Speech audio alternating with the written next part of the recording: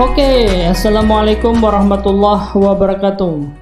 Berjumpa kembali di video pembelajaran fisika bersama saya Faisal. Nah, di video pembelajaran kali ini kita akan meneruskan materi kelas 11 IPA, yaitu momen inersia. Kalau video sebelumnya adalah momen gaya, maka sekarang lanjutannya yaitu momen inersia. Kemarin momen gaya adalah torsi, pengertiannya sesuatu yang menyebabkan berputar. Artinya apabila tidak berputar, maka torsinya 0. Nah, sekarang momen inersia pengertiannya, nah ini secara gamblang aja ya. Nah, jadi kalau Bapak mengartikan momen inersia adalah benda yang diputar. Nah, kalau momen gaya atau torsi yang menyebabkan berputar, kalau momen inersia ini adalah bendanya. Nah, ini sudah Bapak tuliskan rumusnya. Inersia itu simbolnya I ya. Tapi bukan arus ya, karena kalau pada listrik I itu arus. Kalau pada cahaya, pada bunyi I itu adalah intensitas bunyi. Tapi kalau pada gerak melingkar, momen inersia. Nah, oke. Sekarang Bapak beri keterangan. I tadi adalah momen inersia. Momen inersia. Jadi momen inersia itu ada benda-benda tertentu. Nah, satuannya adalah kilogram meter kuadrat. M adalah massa, berarti massa si benda ya. Satuannya kilogram. Kalau R adalah jari-jari. Nah, boleh kalian sebut jari-jari apabila bendanya berbentuk lingkaran, atau boleh juga jarak ke sumbu putarnya atau ke porosnya. Satunya meter ya, meter. Nah, sekarang apa itu K? K itu adalah konstanta inersia benda. Jadi setiap benda memiliki konstantanya tersendiri. Contoh, ini sudah Bapak ambil beberapa benda yang memiliki tetapan konstantanya sendiri. Ada batang, ada berbentuk apa ini ya, kotak ya, tapi kotak yang memiliki lebar dan tebal. Nah, ini adalah silinder. Silinder itu bulat tapi panjang. Kalau batang bulat juga tapi lebih panjang. Tapi biasanya silinder ini kalau dalam soal diaplikasikan sebagai roda. Nah, atau boleh juga biasanya yang di sumur itu yang biasanya di sumur, katrol. Nah, iya, katrol. Nah, ini biasanya silinder. Nah, setelah itu ada bola.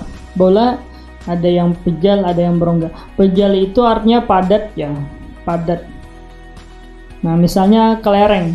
Kelereng itu kan padat, jadi dianggap bola pejal. Tapi misalnya seperti bola basket, bola voli ya kan, bola yang di football itu. Nah, itu kan isinya angin. Berarti dia termasuk bola berongga. Tapi biasanya di soal itu yang paling sering keluar, ini biasanya ya, karena kan nggak jauh-jauh, silinder pejal. Yang mana silinder pejal?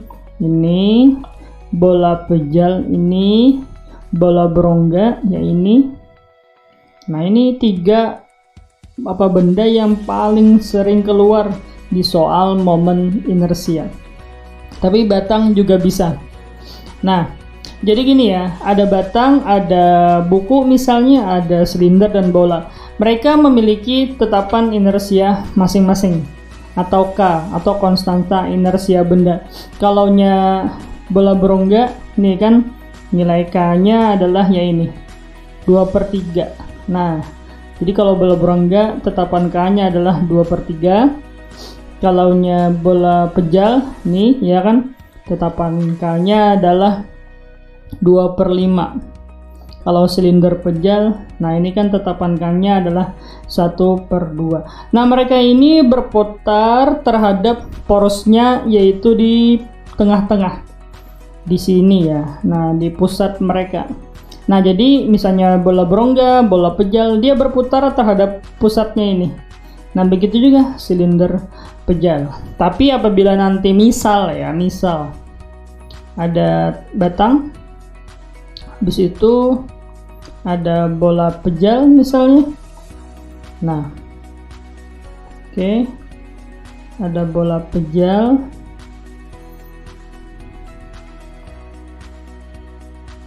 Oke. Nah, tapi ternyata sumbu putarnya itu atau porosnya bukan di pusat si bola pejal, tapi malah di sini. Nah, poros.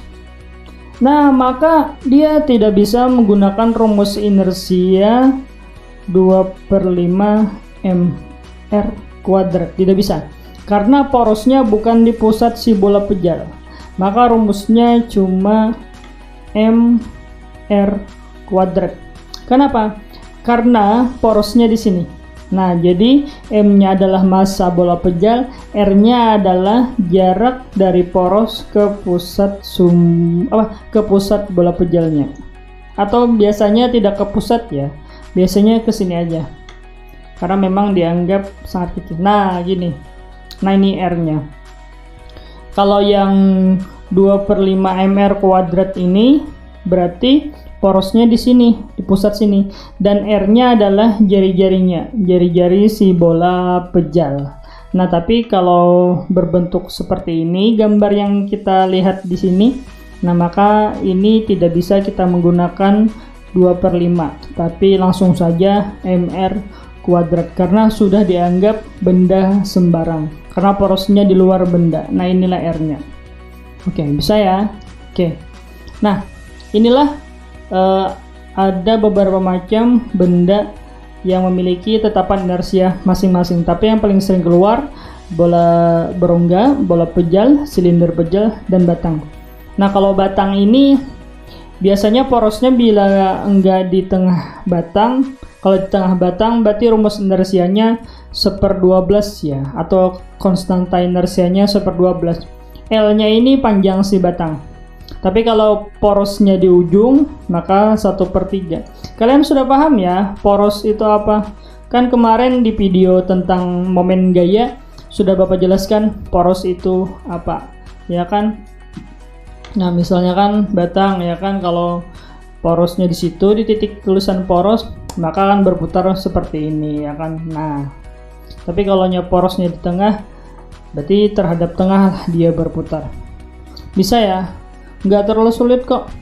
Inti dari momen inersia ini kita cuma mengetahui porosnya yang pertama, baru terhadap siapa dia berputar, dan apakah benda itu bisa diputar. Nah, tapi ingat ini aja, yang bermacam nih 1, 2, 3, 4, 5, 6, 7, 8. Tapi yang paling sering bola pejal, bola berongga, silinder pejal, dan batang. Nah, itu yang paling sering. Oke, nah ya.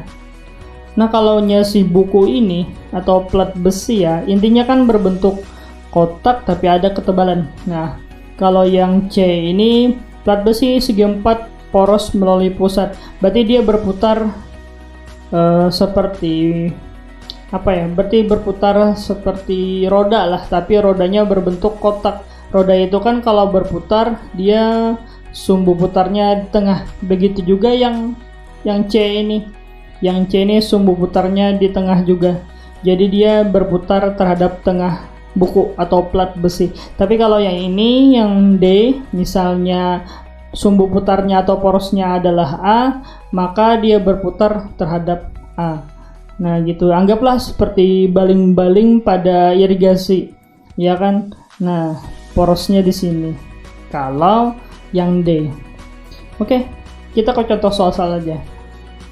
Karena ini tidak terlalu sulit lah. Paling kalian menghafal konstanta inersia benda. Kalau misalnya bola pejal, apa rumus inersianya?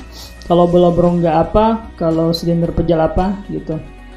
Gampang ya. Nah, misal contoh sederhana deh. Contoh sederhana misalnya seperti ini, ya kan? Bapak tuliskan. Atau kita langsung aja. Misalnya ada benda, ternyata benda itu berbentuk bola, ya kan, dan bolanya misalnya adalah pejal. Oke, bola ini bola pejal,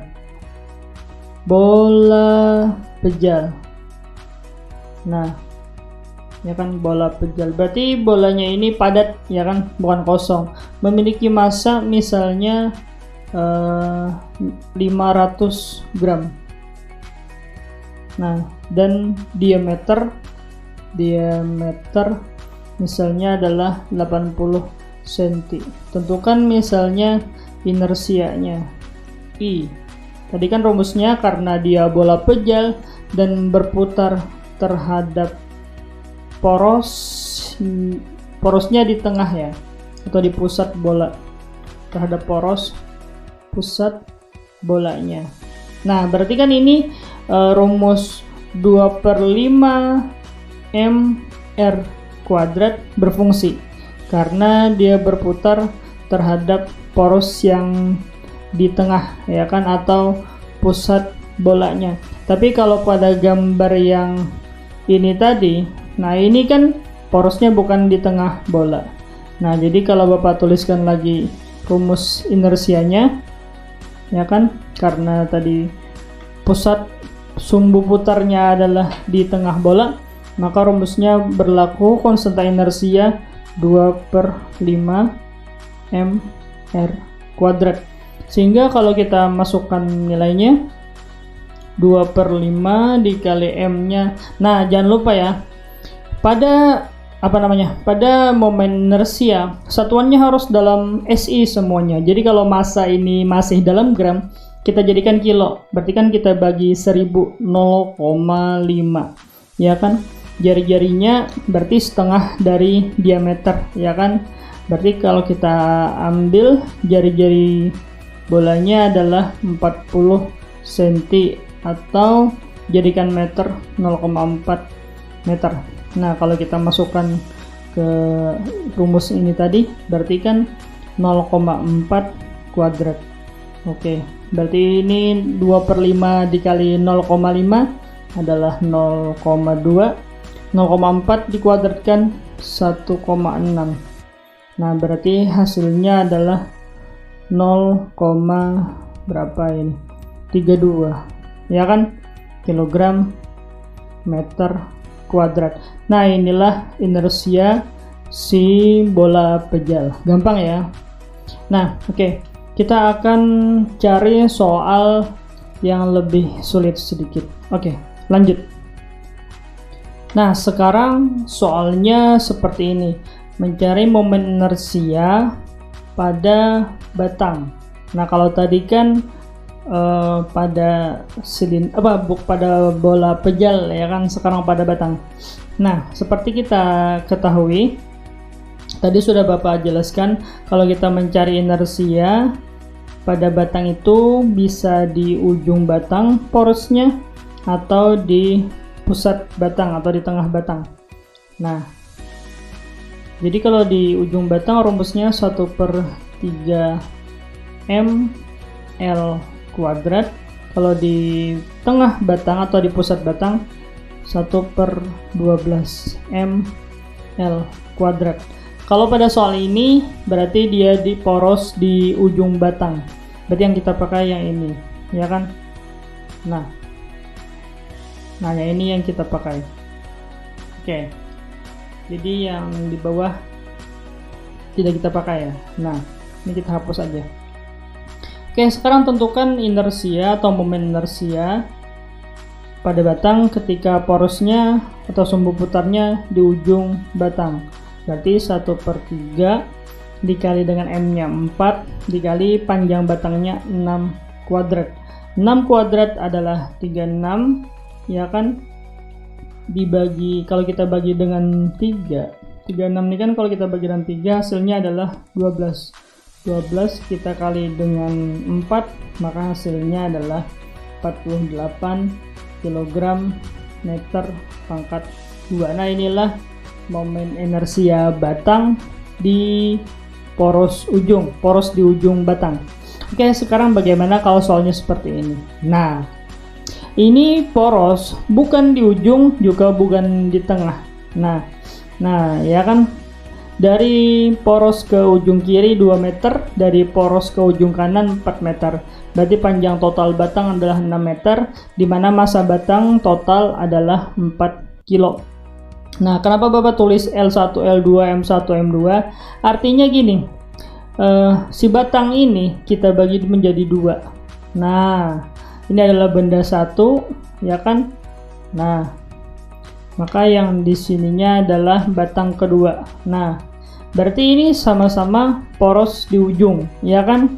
Nah, tapi benda 1 panjangnya 2 meter, benda 2 panjangnya 4 meter. Sama-sama poros di ujung batang. Jadi rumusnya ya ini. Nih. Jadi kalau kita mencari I1, ya kan? Inersia batang 1 berarti 1/3 dikali massa batang 1 dikali L1 atau panjang batang 1 kuadrat. Begitu juga kalau kita mencari inersia batang kedua, berarti 1/3 M2 dikali L2 pangkat 2. L-nya sudah ada. Permasalahannya adalah massa batang yang tidak ada. Maksudnya massa batang pertama dan kedua ketika kita bagi menjadi 2 batangnya tersebut. Oke, bagaimana kita mencarinya? Nah, coba kita lihat dulu ya. Ini kan massa total batang 6 meter. Artinya kalau kita bagi 2 si batang, berarti massa 1 ditambah massa kedua hasilnya adalah 4 kg, ya kan? Nah, untuk perbandingan panjangnya L1 banding L2 berarti kan nilainya adalah 2/4, ya kan? Karena distribusi massa batang itu semakin panjang batangnya, biasanya massanya juga makin besar sebanding antara massa dan batang, ya kan? Kan batang kalau makin pendek, massanya makin kecil. Nah, jadi kalau kita asumsikan perbandingan panjang L1 dan L2 adalah 2/4, kita kecilkan menjadi 1/2, maka itulah asumsi perbandingan massa 1 dan massa 2. Nah, ya ini. Nah, artinya kalau kita bikin perbandingan massa batang antara massa 1, massa batang 1 dan massa batang 2 berarti 1/2. Nah, perbandingan itu kan seperti ini. Kita tulis M1/M2 sama ya. Jadi M1 banding M2 dengan M1/M2 itu sama. Berarti kan 1/2, ya kan? Nah, ini sama kan? Nah, coba kita lihat dulu. Ini kan M1 ditambah M2 4 kilo. Tapi kalau misalnya Bapak ganti atau Bapak cari M1 berarti kan 4 dikurang M2, ya kan? Karena kan M1 ditambah M2 adalah 4 kilo. Jadi misalnya Bapak mencari M1 berarti kan 4 dikurang dengan M2. Begitu juga kalau kita misalnya mencari M2 berarti 4 dikurang M1. Oke, sekarang M1 ini kita ganti menjadi yang ini. Arti kita substitusikan. Berarti M1 kita ganti menjadi 4 dikurang M2 per M2. Nah, sama dengan 1/2. Jadi kalau kita kali silang, ya kan, misalnya kita kali silang, berarti 1 dikali M1 adalah 1 dikali M2, ya kan? Berarti 1 dikali M2 adalah M2, kan kita kali silang. Berarti 2 kita kali dengan 4 min M2. Berarti M2 2 kali 4 8 min 2 kali M2 adalah 2 M2. Nah, ini min kalau kita pindah ruas jadi plus ya. M2 2M2 sama dengan 8. Berarti 3M2 sama dengan 8. Kalau kita mencari M2 nya berarti 8/3. Nah, inilah M2, ya kan? Nah, sekarang kita mencari M1 lagi. Nah, kita substitusikan aja. Ini tadi kan M2 8/3. Nah, kalau kita mencari M1 nya, kita substitusikan ke persamaan awal. M1 yang ini, yang persamaan ini ya, nih. Nah itu. Nah, itu kan M1 per M2 sama dengan 1/2, ya kan? M1, M2 nya kita ganti menjadi 8/3 sama dengan 1/2. Kalau kita kali silang lagi, berarti kan 8/3 dikali 1, ya kan, dibagi 2, atau menjadi M1 nya adalah 8/6. Ini 8/3, ini 8/6. Kalau kita kecilkan menjadi 4/3. Nah, sudah ketemu. Oke. Yang M2 nilainya 8/3, yang M1 nilainya adalah 4/3. Sekarang kita masukkan ke rumusnya. Berarti 1/3 dikali M1 nya adalah 8/3. Bukan, 4/3 ya. M1 nya 4/3. L1 nya adalah 2. Berarti 2 kuadrat. Nah, kalau kita hitung berapa ini ya? 2 kali 2 4, kali 2 8, ya kan? 2 kali 2 adalah 4, kali 4 16, bukan kali 2 ya, per 9 ya kan? Ini satuannya kilogram meter kuadrat. Sekarang kita cari inersia benda 2. 1/3 dikali M2 nya adalah, tadi berapa kita dapat? 8/3, ya kan? L2 nya adalah 4 kuadrat. Nah, kalau kita teruskan, 4 dikali 4 16, ya kan? 16 dikali dengan 8 128. Oke.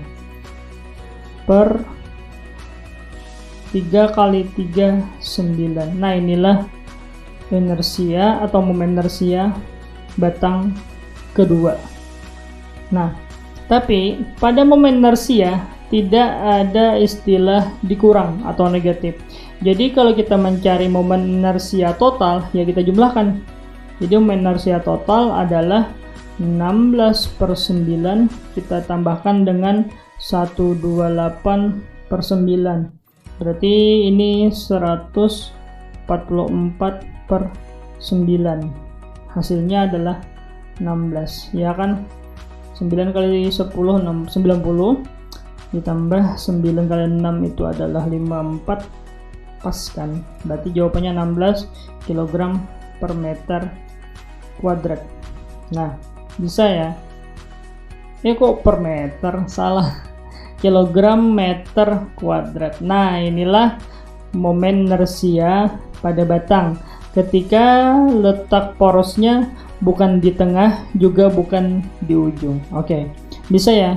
Sekarang kita ke contoh soal lagi biar lebih mantap.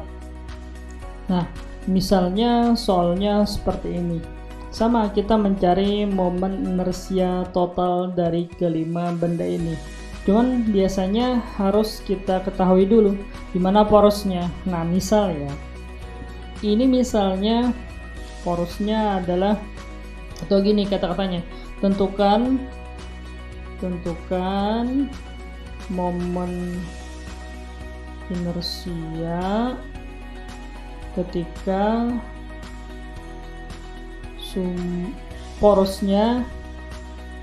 poros atau sumbu putarnya adalah sumbu Y. Nah, jadi misalnya porosnya adalah sumbu Y, berarti benda itu berputar terhadap garis ini. Nah, jadi porosnya kan sumbu Y. Nah, jadi garis inilah sebagai sumbunya. Jadi semua benda yang berada di sumbu memiliki inersia atau momen inersianya adalah 0. Kenapa? Karena dia berada di sumbu putarnya. Kan sumbu putarnya adalah Y. Jadi benda yang berada di sumbu Y memiliki momen inersia 0, ya kan? Tapi seandainya nanti sumbu putarnya adalah X atau sumbu X, maka benda yang berada di sumbu X memiliki momen inersia yang bernilai 0. Nah, bisa ya. Nah, misalkan ini sumbu putarnya atau porosnya adalah garis Y atau sumbu Y, sehingga yang memiliki momen inersia cuma benda 1, benda 2, dan benda 5. Nah, sekarang kita masukkan. Tadi kan rumus inersia I sama dengan K M R kuadrat. Kalau bendanya yang ditentukan seperti yang sebelumnya tadi, ya ada bermacam ya, bola pejal, silinder pejal, bola berongga, cuman porosnya di benda tersebut. Nah, kalau yang ini porosnya bukan di benda tapi di sumbu atau di garis, sehingga ini bisa kita sebut benda sembarang. Maka K-nya atau konstanta inersianya adalah 1. Nah, jadi kalau kita mencari inersia benda 1, oke, kita mencari momen inersia benda 1, maka rumusnya langsung aja M R kuadrat, M1 R1. Nah, inersia benda 2 M2 R2 kuadrat. Inersia benda 3 0 ya. Inersia benda 4 juga 0. Nah, inersia benda 5 berarti kan M5R kuadrat berdasarkan sumbu putarnya atau porosnya pada garis Y. Nah, sekarang kita masukkan nilainya. Ini kebetulan soalnya dalam satuan SE semua. Jadi kalau kita masukkan berarti kan M1-nya 20, R-nya berarti jarak benda 1 ke sumbu putar atau ke poros, berarti R1 yang ini. Nah, inilah R1, R2-nya yang ini. Nah, karena sumbu putarnya ini. Nah, ya kan? Jadi kalau R5-nya ya ini. Nah, inilah R5. So, kalau kita masukkan R1-nya 5, ya kan? Kuadrat 25 kali 2 50 berarti 500 kg meter kuadrat. Ini berarti 20, R2-nya 2 ya. Berarti 4 kali 2 8, ya kan? 2 kali 2 4 kali 2 8, 80 kg meter kuadrat. Nah, yang terakhir inersia benda 5. Berarti ini 20 dikali dengan R-nya adalah 6 kuadrat. Berarti 6 kali 6 36, 36 kali 2 berarti 72 tambah 01 720 kg meter kuadrat. Nah, inersia totalnya langsung aja kita jumlahkan. Di sini tidak ada istilah inersianya bernilai negatif. Yang negatif positif itu pada peraturan momen gaya atau torsi. Sehingga inersia totalnya adalah 500, ya kan, ditambah 80 ditambah dengan 720. Nah, kalau kita teruskan ini jadi 800 tambah 500 berarti 1300 kg meter kuadrat. Nilai inersia total ketika poros sumbu Y. Oke. Kalau sumbu X berarti yang bisa kita hitung inersia benda 3 ditambah dengan inersia benda 4. Nah, selesai. Paham ya? Kalau nggak paham kalian bisa ulang lagi video yang ini. Oke, berarti pembelajaran kita untuk materi momen inersia pada video kali ini sudah selesai. Jangan lupa ya, support terus channel Bapak dengan cara like dan subscribe. Kalau boleh silahkan share ke teman-teman kalian. Nah, oke, terima kasih untuk attention kalian dalam menonton video Bapak kali ini. Nantikan terus video berikutnya. Sampai di sini dulu pembelajaran kita. Bapak ucapkan Assalamualaikum warahmatullahi wabarakatuh. See you on video selanjutnya.